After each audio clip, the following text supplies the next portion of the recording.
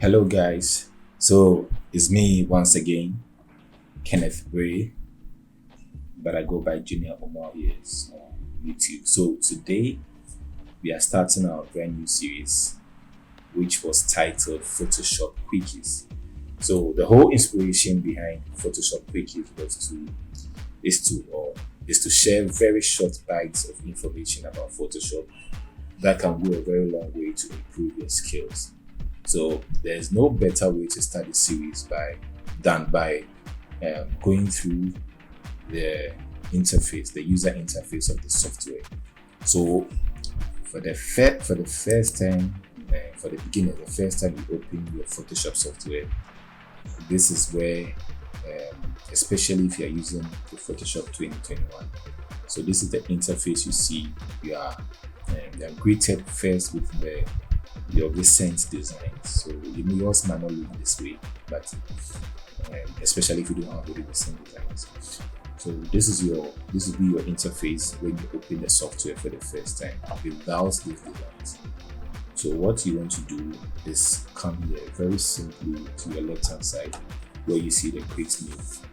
You can also come to your file on the menu bar here and then click on your file and come to New.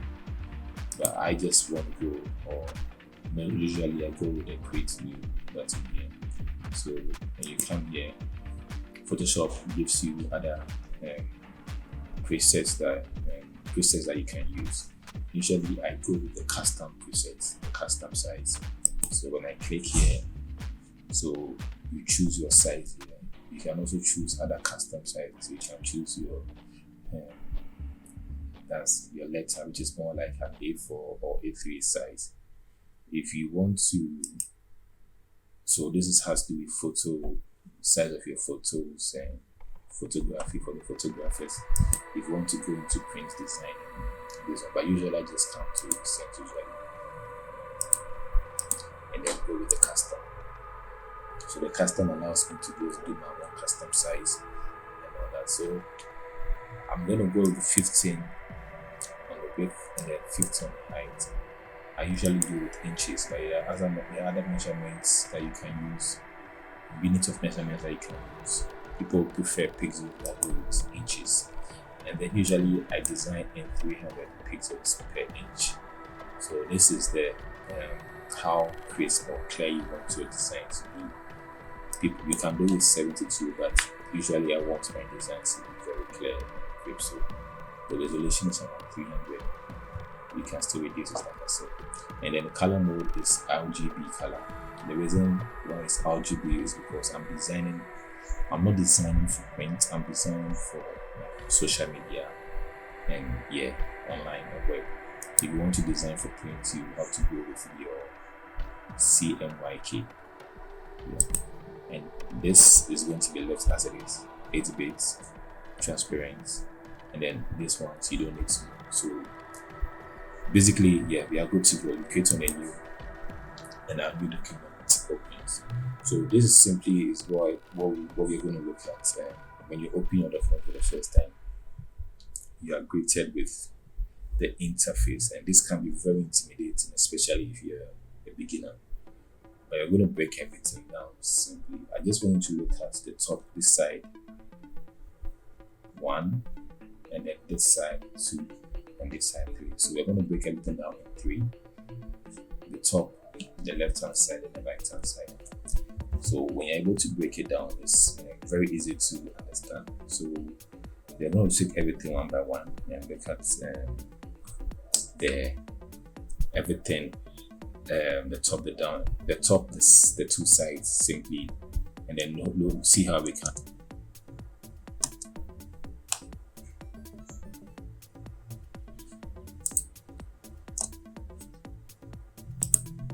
So we're going to have a look at our the first part is our menu panel or the menu bar here. So the menu bar contains our menus here. This is our menu, the file, edit, image, layer, and so on and so forth. So we usually use most of these menu panels here on a regular basis, especially if you are working on image or trying to just do a poster. So this is your go-to area if you want to make sure you are saving. So you want to save your documents, you can come to your save or save as. You want to give it a location. You can also export using the file menu panel. So you can come to our file if you want to export into JPEG or a PNG format. But we can also use the edit if you want to add other functionalities to our design. We'll get to there later on. Okay, but then let me also mention that if you do a mistake and you want to undo, you come to your edits, but then there's a shortcut. Usually we use a shortcut Ctrl Z for undo, and then we do Shift Ctrl Z. So if you want to also paste or copy something, this is what you come to. And then we have our image tool here. If you are working on a picture or an image and you want to add your adjustment layers, you can come to the menu. If you want to, usually where I make use of the image panel is when I want to duplicate my documents, or if I want to change the canvas size or the image size. This is where I come. So let me just take it to you. If you want to change the canvas size, you are changing the size of your document in general.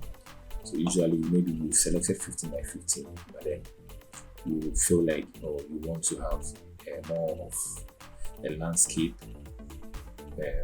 sort of design or canvas. So let me say I'll just change the height to 18. So and then I click on OK.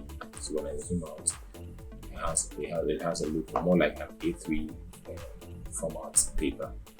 So this is where you can change the size here, the canvas size here. If you only want to change the image size, where I also make use of this panel is when I want to change the resolution. For instance, if I'm working on a 72 pi, and let's say I want to just change it back to 300, this is where I come to. You can also change your sizes here. Sizes from 18. For instance, when we made our changes this year, we left it here. So you can also make your changes here. So basically, these are the two main functions that I usually come to my go-to place if I want to change my canvas size or my image size. Then the rest we'll have a look at it later. Later on. So this is our menu bar, and then this is our options panel. The options panel changes as and when, depending on the type of tool you choose. So for instance, if I choose the rectangular marquee tool, you can see that the options changes here. If I choose my polygonal lasso tool, the options changes. If I come here and choose my text, you see that we have our options changing. I can change the font type and the font style, all those things here. So our options panel will change depending on the type of tool you choose. So that's the options panel. Then we have our tools panel. So the tools panel contains all the tools we need to do our designs, to work on our designs. Most of the time you have to know about 90 to 80% or 80 to 90% of the tools here. You don't really have to know all, because obviously you can't be using all the tools here, but then you should get to know about it. The regular ones are the ones you use most of the time. So I'm going to take you through at least the ones here very soon. Then we come to our panel dock. So with the panel dock, we have the most important one here is our layers panel. Layers panel here. So this is the one you have to be going on a regular basis, because every document you create here or every file you create here will be represented on the layers panel. So we also have to be familiar with that. On the layers panel, we have other functionalities here, like the effects or layer style. We have our add layer. We'll have a look at that very soon in the course of the series. So I created a document here with an image that I want us to be using for our tutorial, basically. So we want to look at our tools, some of the tools we have here. So we'll be taking a look at our first tool. So this tool is a move tool. The self-explanatory is what we use to move around anytime we want to move around image. So you cannot select, for instance, let me unlock this. Maybe we're on a different tool and we want to drag. You see, when we click on this, well, let me choose this one. We add a brush to this, and then we want to move. We can't move with the brush tool, right? So we need to come back to the move tool, and then we can move our subject, our image. So what you have to master here is anytime you select the tool here and you want to go back to moving the subject or doing any other thing, you must make sure you are coming back to your move tool. You have to be doing this very often because the moment you are on a tool and you're adding something to the image, that tool is going to be there. It doesn't change automatically until you come back to the move tool or you select another tool. So if you don't select another tool, you can't make any changes unless you come back to the move tool. So, and also what you also have to know about the tool panel is that anytime you see a rectangle below the tool, it means that there are additional tools in that tool panel. So for instance, here we have the move tool and then the artboard tool. So these are the two tools here. You don't have to know. Eventually you get to know, but I'm just showing you the ones I use on a regular basis. So then we come to the next one, which is a rectangular marquee tool. So this one is for selection. 1, 2, 3 tools are for selection. So the rectangular marquee tool also has a rectangle below. So when you right click it, you can see the rectangular marquee tool, elliptical marquee tool, and the single row marquee tool, single corner marquee tool. What we normally use is a rectangular marquee tool and then an elliptical marquee tool. So basically, like I said, it's used for selection. For instance, you have an image and you want to select an area and cut off the area. Because you want to cut the head of this image. So I use a rectangular marquee tool to select the head, and then you can either click Ctrl X or you come to your edit and then cut.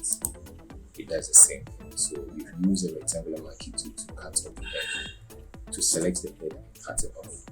So Ctrl D to deselect. So you can also use the elliptical to do the same thing, but this time it's creating a circle or an ellipse around the head. And we can use Ctrl X to cut it off and Ctrl Z to undo. So Ctrl D to also deselect. Basically, I'm making use of the shortcut keys, but then we can do the same thing here. Select, and then it should be deselect somewhere here. Yeah, this Ctrl D deselect. So that's the same thing. But I usually use a shortcut, so we can do the same thing. And then we have the polygonal lasso tool, which is also a selection tool. It works similar to the marquee and then the rectangular marquee and then the elliptical marquee. But this one, we are drawing sort of a polygon, straight lines around your subjects. So we can do this, and then when we get to the tip of it, we click and then Photoshop does the selection for us. We can do Ctrl X like we usually do, and then we cut off the head off. We can do Ctrl Z to undo and then Ctrl D to deselect. So this also works the same way. There are other tools also here, like the lasso tool and then the magnetic lasso tool. You may not really make use of the magnetic lasso tool because maybe in more advanced cases, but then the lasso tool also works the same thing, like works the same way. But with this, you are drawing like a freehand sketch around it. Unlike the polygonal lasso tool where you make straight lines, it's like a freehand around the subject. It works like a lasso. A lasso is what the cowboys use when they want to throw a rope to tie the head of a bull or a cow. So that's the whole idea here, is to use a lasso around the subject. So then we come to your quick selection tool. So in the next episode, we're going to look at how we can remove background. So we're going to make use of our quick selection tool. But basically, I'm going to show you how it works here very quickly. So usually, if you want to create a selection, or if you want to say take your subject out and then replace it with a different background, this is where you go. So if you want, for instance, you want to change the background here to another color, we'll select the subject here or object here by making a rectangle around it, and then Photoshop uses its own algorithm to make the selection for us. So we can come to our add mask layer mask and then click on it, and then we are able to take the background out. So we can also see add a solid layer around it, and then we are able to change the background. So this is one way of doing it. The other ways that we can also do to replace backgrounds, but basically that's the use of the quick selection tool, and then inside the quick selection tool we also have inside the object selection tool, so we also have the quick selection tool and then magnetic one too. The quick selection tool also works the same way like that. So to select the subject, like I said, we'll be looking at this in depth in our next episode, so you don't have to worry. So the next tool we have to look at here is our crop tool. So the crop tool is also self-explanatory. We want to crop our image to make it either small or big. So we click on the crop tool, and then we have this handles at the edges. So we can just click and drag to crop our document. So the crop tool does not just crop the image, it crops your whole image size, your whole document size. So the size of the document also changes. If you want to expand the document size, you can also come back and drag the handles here, and then it becomes enlarged. So basically, yeah, that's how you can use a crop tool. This one is our eyedropper tool. So this is how the eyedropper tool works. So let's create. I'm going to create a new rectangular shape here. But let's say, for instance, I want to use the color of our model skin here as the color here. I want to pick the color from here. So I come to my eyedropper tool here, and then I select here. I like the color here, so I select it. Then I click on my shape here, and I come to fill. You can see that our color, the color I picked from here, has been selected here. So let's say I want to also pick the color of the jeans. So you can see when I click on our subject, our foreground color also changes here. So then I come here and I choose the color. So eyedropper tool is basically used to pick colors from anywhere. So the new Photoshop versions also gives you opportunity to also pick colors from even outside the Photoshop document. So we can also look at that next time, but basically this is what the eyedropper tool is used for. So the next tool is our patch tool. So we use a patch tool to replace to patch our images or documents. So if I click on the patch tool here, and let's see, I want to replace or patch this our model's hand with the background here. So I click and select the hand here,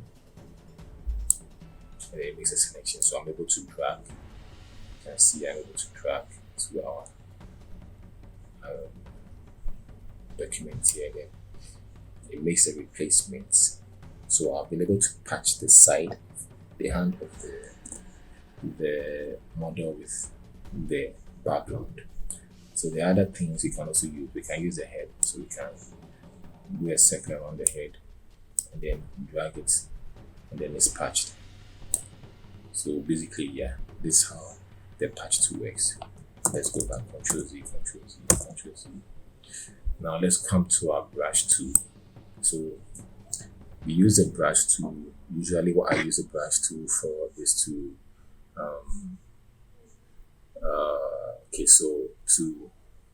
clean certain parts of my image. So what I use it for instance, if I want to use, let's say, okay, I'm going to use this rectangle as an example. If I want to merge this rectangle here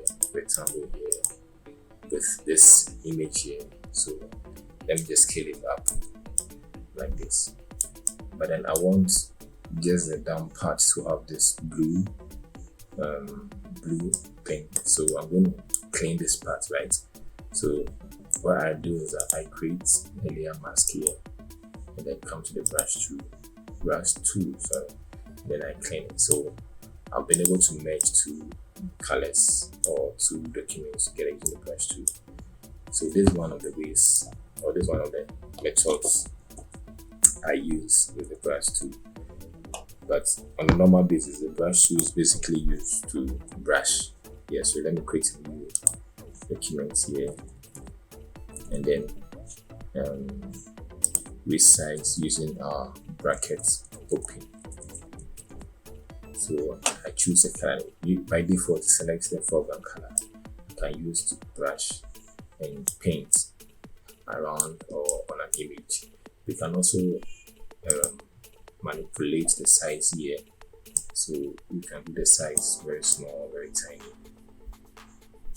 But the shortcut is to use our brackets close, brackets open. So when you brackets close makes it small, brackets open makes it, sorry, brackets open makes it small, brackets close makes it big. If you want to change the color, you can also change the color here into red, and we are painting around it. So basically, yeah, this is what we use the brush tool for. Then the next thing is so I forgot to this functionalities here. We can look at that maybe later on. So the next tool is our clone stamp. So it's self-explanatory. It clones a particular selected area. So for instance, the head. Click on this. So I have to click. You have to click on your Alt to select the selection. Then you click on any part you want to clone your image to. So you click on Alt to make your selection. And then you can go, so undo Alt to make a selection. So one, and then Alt make a selection.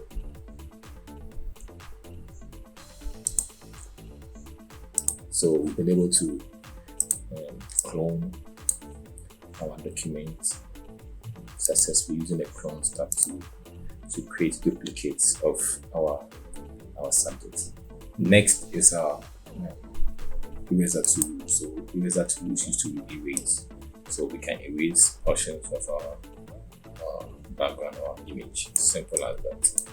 And the next one we have the gradient tool. So the gradient tool adds gradient. So if you want to add a gradient to our image, you need to select this, and then we have to drag around or on the image, and it creates a gradient on the image like that. Very simple. So that's for the gradient tool. The next, let me undo all this again. Let's come to the pen tool. So the pen tool, we use the pen tool to draw shapes. You can use the pen tool to draw shapes. You can use the pen tool to make a selection. For instance, let me do a very rough sketch here around our model. So we can use our pen tool to make a selection around our image. So we right click on our sketch and then come to make selection, and it makes a selection for us with the pen tool. So that's for the pen tool. The next thing is our text tool. Let me deselect. Sketch this type to self-explanatory. We want to add a text to our design. We come to the text tool or the type tool. We can type whatever we want to type and adds additional functionalities to our design. So basically, yeah, this is a type tool. And then the next thing we're going to look at is our our rectangle tool. I've done this already, so just select. This is also a go-to tool. I mean, if you want to add shapes to your design. You can add your rectangle circle, just click on it and then drag. What I want to talk about is a custom shape. You can also add custom shapes to for instance, I have a custom shape here, so we just come here. By default, I've selected this tool here, social media tool. So a social media icon. So if you want to add any social media icon, since we are doing a YouTube, let me select our YouTube, select and then drag. But make sure when you're dragging, you have your shift selected, so you make a very straight shape. So let's add some color. So yeah, and this is shape, a custom shape for our YouTube page. So yeah, these are shapes, and then the other ones I want to look at maybe later on. You don't really need them right now. We have the zoom tool, so we can zoom out, and then when we want to zoom in, we come to the plus and we zoom in. As simple as that. So guys, this is the end of our tutorials on Photoshop interface and the tools. As time goes on, we'll be looking at other tools. This was just a quick video to take you through most of the tools I use on a regular basis. So maybe as time goes on, we have a look at the other one. So this has been Kenneth Amabwe, aka Junior Omar, with Photoshop tips and tricks. See you next time. Bye bye.